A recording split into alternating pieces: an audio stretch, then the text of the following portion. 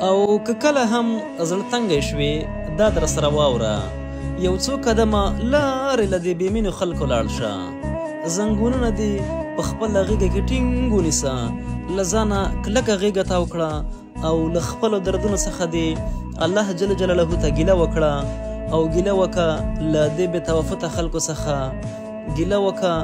له دې مطلبي اړیکو څخه، ګیله وکړه له بې ځایه رواجونو څخه،